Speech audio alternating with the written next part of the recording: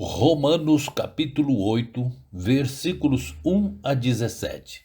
Portanto, agora, nenhuma condenação há para os que estão em Cristo Jesus, que não andam segundo a carne, mas segundo o Espírito.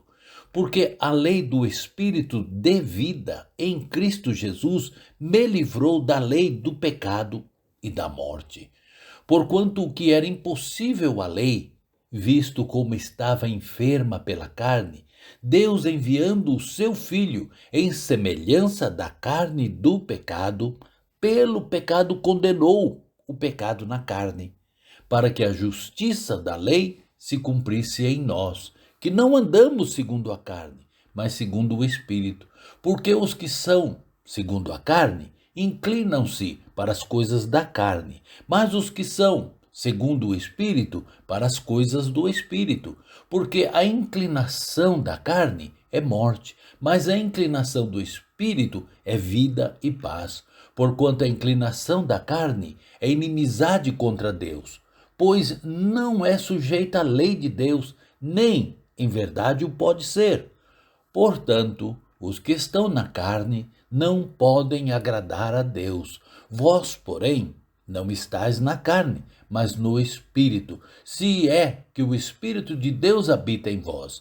Mas se alguém não tem o Espírito de Cristo, esse tal não é dele.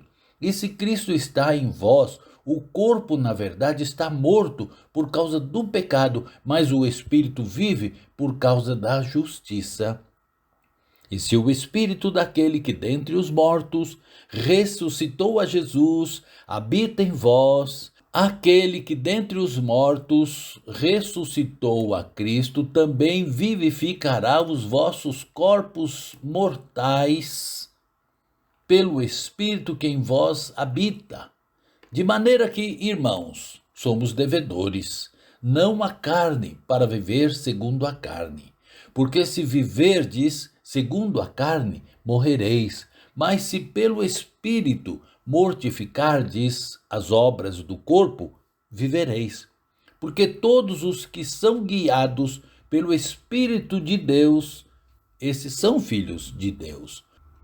Porque não recebeste o espírito de escravidão para estardes outra vez em temor, mas recebestes o espírito de adoção de filhos, pelo qual clamamos: Abba, Pai.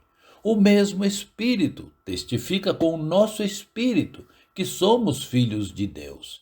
E se nós somos filhos de Deus, somos logo herdeiros também, herdeiros de Deus e co-herdeiros de Cristo, se é certo que com ele padecemos, para que também com ele sejamos glorificados.